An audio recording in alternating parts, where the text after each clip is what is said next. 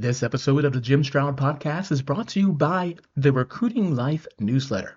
If you want clarity on what's happening now and next in the world of work, subscribe to the Recruiting Life over at jimstroud.com. You're not crazy. The math changed.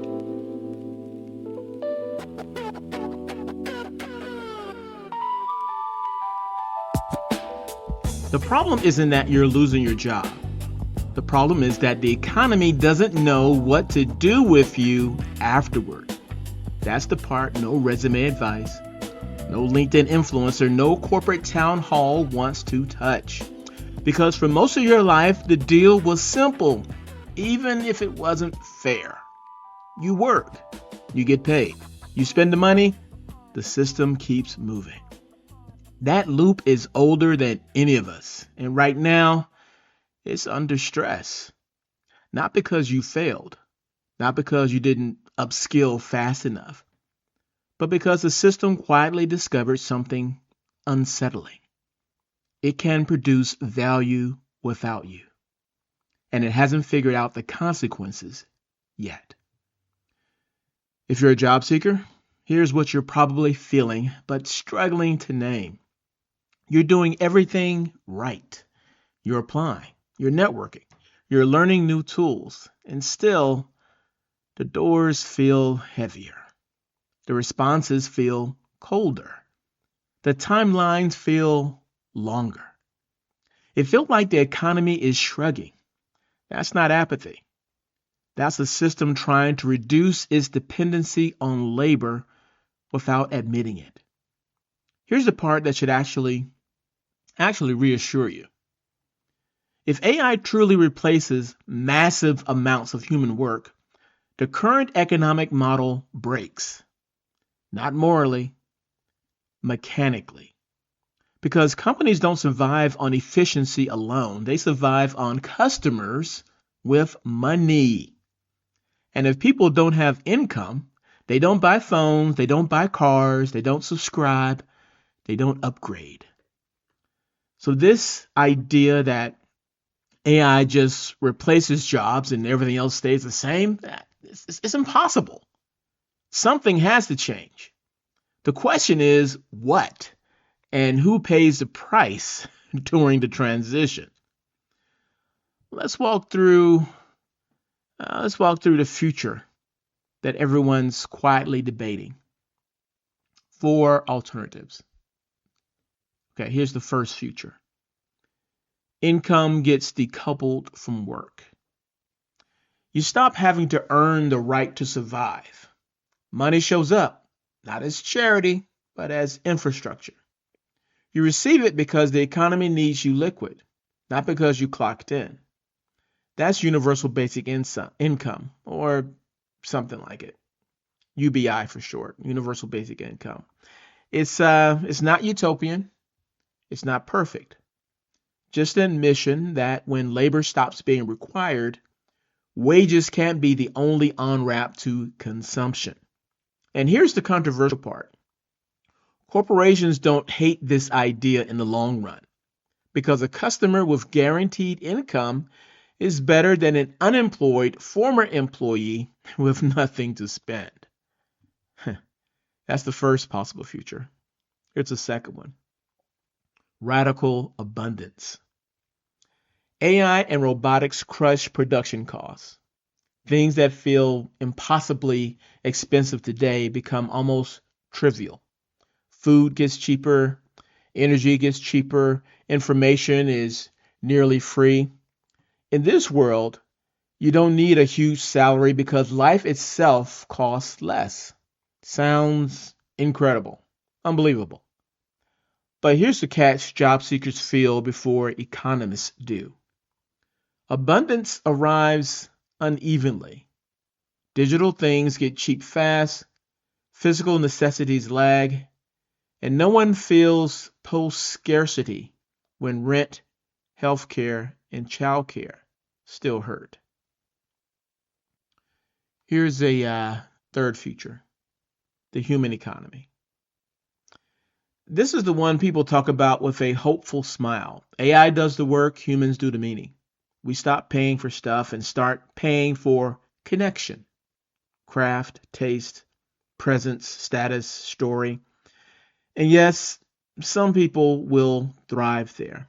But here's the uncomfortable truth: not everyone gets to monetize their humanity equally. Some people sell authenticity, others are told theirs isn't marketable. That's not a failure of effort, it's a new hierarchy forming in real time. And then there's the fourth future, the one nobody likes to name. Nothing changes fast enough. We don't redistribute income. Costs don't drop meaningfully. Ownership stays concentrated. So the economy splits. A small group trades with itself. Everyone else survives on whatever systems remain. Technically efficient, socially unstable. History history does not love this outcome. Now, here's the part I think that matters most to you. These futures don't compete. They stack. You can have UBI, universal basic income, and still have inequality. You can have abundance and you can still have exclusion. You can have human creativity but still have economic irrelevance.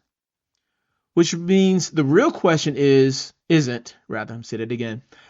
The real question is not, will AI take my job? It is this: how does purchasing power flow when work stops being the main gatekeeper? If you're a job seeker, this reframes everything. Your anxiety isn't about skill alone, it's about relevance. Not, can I do the work, but does the system still need me to participate? That's why the fear feels existential. And that's also why the solution isn't just about certification. It's positioning yourself where trust still matters, where judgment still matters, where context still matters, responsibility still matters. Not because AI can't do anything, but because organizations still need someone accountable when it does. And HR leaders, this part is for you. You are standing at the fault line. You're being asked to optimize for efficiency while preserving legitimacy, to automate while maintaining trust, to reduce headcount while claiming people are still the priority. The tension you feel isn't hypocrisy. It's history pressing forward. Your role is quietly shifting from talent acquisition to economic mediation, deciding who stays connected to opportunity and who drifts out of the system. That's heavier than any rec load. Let me end where this all comes together. There's an old story about a factory filled with robots. A joke is made about union dues, and the reply cuts deeper than intended. Who's going to buy the cars? That question still hasn't been answered. And until it is, no amount of AI progress is stable. Because an economy that can make everything but can't distribute purchasing power isn't the future. At best, it's a stall. So if you're feeling unsettled, uncertain, even angry, then good. Because that means you're paying attention. The rules are changing. The math is changing. And relevance is being renegotiated in real time. You're not behind. You're early. And what happens next depends less on technology and more on whether we remember one simple truth. No system survives without people who can afford to participate in it.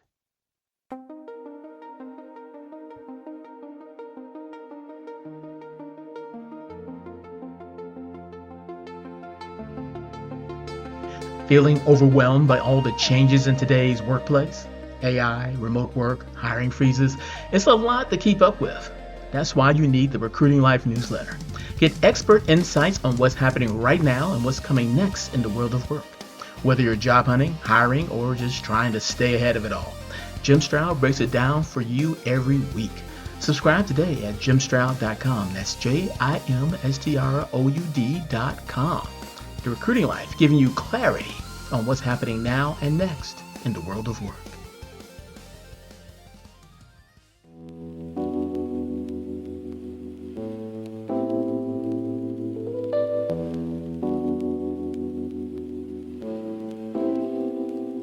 You have been listening to the Jim Stroud Podcast, a proud member of the Purple Acorn Network. If you like what you heard, hate what you heard, or don't know what you just heard, I want to know about it.